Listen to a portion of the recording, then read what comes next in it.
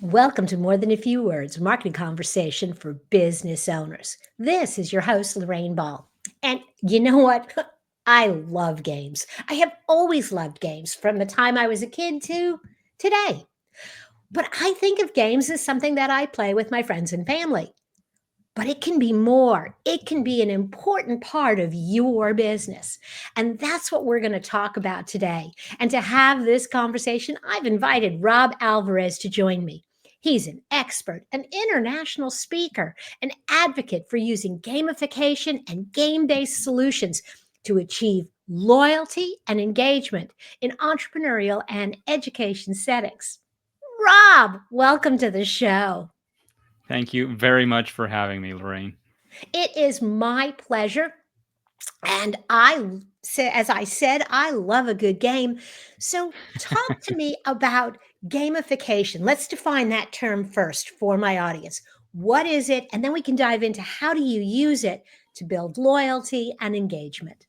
So, quick disclaimer: there's not an agreed upon. It's not like marketing that has an agreed upon definition. So, I'll give you mine, the one that I use, and it's all about finding the elements of play, game design, and games that you can use beyond entertainment. Because when you think of games and video games and sports, typically you're thinking of something that's entertaining, which is fine.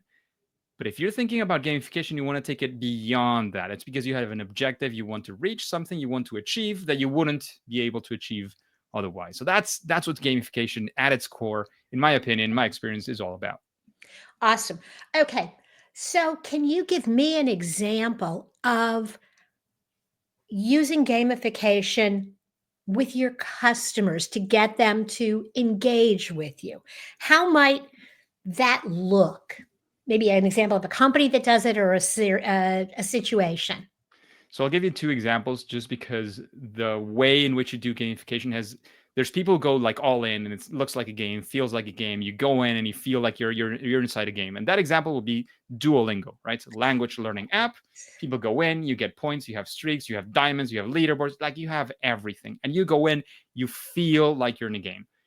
I love that example because, amongst many other things, they realize that it is all about getting the user to come back every day and practice 5 minutes, 10 minutes, half an hour, 1 hour, but at least those 5 minutes, whatever it takes to get those 5 minutes in versus once a month, for 10 hours. That doesn't Mhm, work in language learning, mhm. essentially. And then another example, completely different, used actually directly in marketing, is a company whose name I'm failing to forget. I can leave you that later if you want. In which they were about skincare products, right? That's all about them, and they've been doing it for years.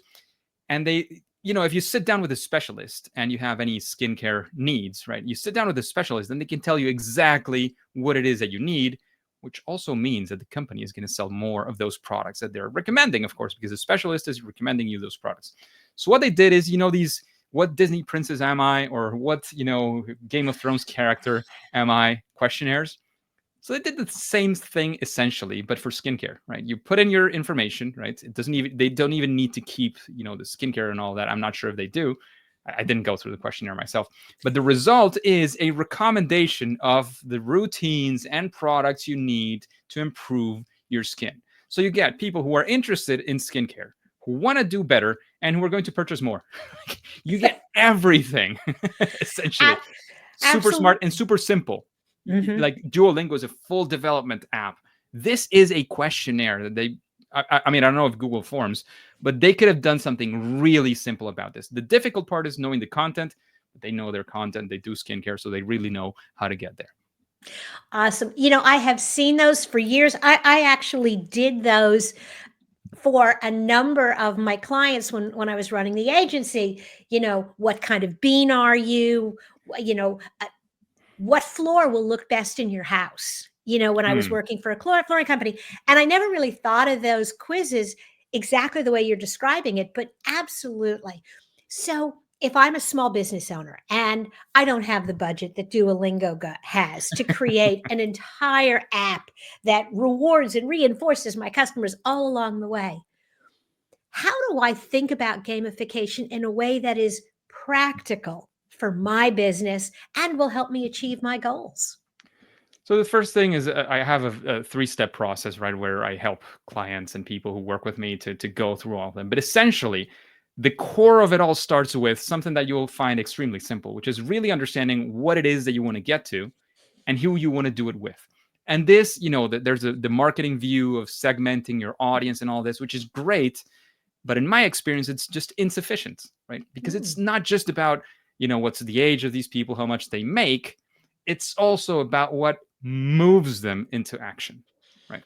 So understanding what moves your audience into action, understanding, as I like to say, that your users are not users, just users. They're also your players. They are at the center. They're the protagonists, the main character of whatever experience that you have for them.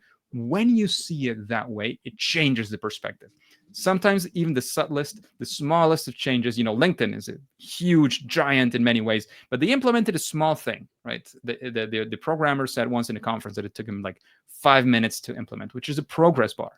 Think of it. When you log in the first time, you put name, email, password, and that's it. A profile on LinkedIn with that is basically useless. You need people to fill everything in. But if you give that all up front, you'd spend like 48 hours, one after another, just filling out that information. So you have to fill it, little by little. Progress bar tells you where you're at. If you click on it, it takes you to the next good thing to do. It just simplifies. And again, that's a big company and they did invest probably some budget in that, but it's not a huge thing. It's not a massive change. It's not a, $100,000 project to invest. It's just about thinking, what would my users, my players be excited about doing, or what would get their brains going? It's psychological strategies. It's about the things that games are able to do, but it's not about the game. It's about the player. It's about the person you're trying to motivate into action. So thinking, like deconstructing your perspective and gearing it to that, you like put on these glasses. I realized long after I had my logo created that these are lenses that you put them on and you see the world in a different way. When you see it through the lens of your player, what are they motivated by? What are they excited about? What would prompt them into action? The perspective essentially changes. Absolutely. You're talking about the difference between demographics and psychographics. And when you get inside the customer's head, 2 50-year-old men who both went to law school may not have the same stuff going on in their heads. I can Okay. tell you, there are people who graduated with me, and we're Mhm. this millennial like you get all these things as you were saying, and we sit right next to another, and you realize that you would never motivate us with the same thing because we're a different Absolutely. audience, and I would have a lot more in common with. I'm almost 40. I met online through Fortnite of all things. I met a guy who was retired, so he was at least 65. I Hmm. had a lot more in common from the motivation perspective with that guy than with many of my colleagues who graduated with me from the university. Not just any Absolutely. university, my colleagues I studied actually with. Absolutely. And it has a lot to do with not just where you are in your head, but also the situation. So, with regard to certain products, you and the 65-year-old man overlap. But Yes, with regard to what are you going to do on Saturday night or other things, other life choices, the type of housing or whatever, you might be exactly. totally different. So it's Yep. it's that intersection. Okay, so I've gotten inside the head of my customer. I I know what they're thinking. I know what gets them excited. Now what?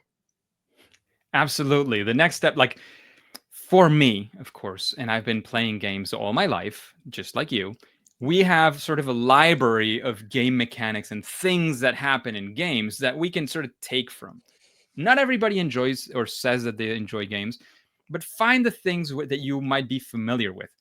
Bonus points, definitely, if you can do the same but with your audience's enjoyments, because nowadays almost everybody you can almost define as a gamer. Almost everybody, you've played sports at some point, or you enjoy watching sports, you play on your mobile, the Bejeweled or whatever, or you've played actual video games, or you play cards, or you play board, like something in your life you play with your kids has to do with games. So at some point, if you see it that way, you've enjoyed games. But again, bonus points if it's about what your audience likes and enjoys doing for leisure, for just enjoying themselves. Once you find those things, you can deconstruct a bit of those experiences and say, well, when this person that I met, when he goes into Fortnite, what's one of the things that I realized he and I both were looking for? It was about a meaningful connection, doing an activity that we enjoy. So in Fortnite, you can form teams, and if you find somebody you met and you're connected already, when they are online, I loved to get online and to find him or other people who I could say, oh, let's go and do this thing together. I waited for 15 minutes for them to finish what they were doing. I got in just like this to watch the game. I wasted 15 minutes, precious minutes I could have been playing just to play with that person. Abs- If that is something that is interesting for your audience, how can you bring that sense of community, of doing things together? From being a gym owner to, hairdressers, which is essentially, if you ask me, when people who tend to go a lot to the hairdresser, it is an essentially social activity. You Mhm, don't just go mhm. there to get your hair done, your nails done, or whatever. You go there to get the latest gossip, to know what's happened in the life or this or that. You go together. So how can you actually design for that experience to be super powered so that it's even more social, or you can actually help people be social as they want to be?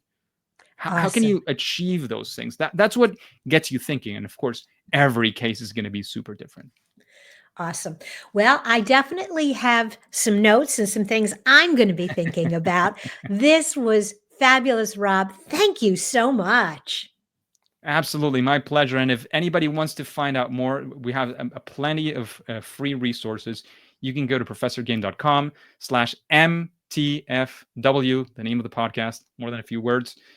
Just go there and you will find those resources, which are absolutely for free. I'm sure that'll be in the show notes. You don't have to write that down at this point. Absolutely. And you know what? You took the words right out of my mouth because I was going to encourage if you're listening and you are curious about some of the things that Rob has been talking about, if you want to figure out if playing a game can help you find your way to the winner's circle, definitely check out professorgame.com/MTFW. Rob, thanks again. Cheers. Have a great day. You too. And if you're looking for other resources for your business, hop over to morethanafewwords.com. This has been another episode of More Than a Few Words. Thanks for listening.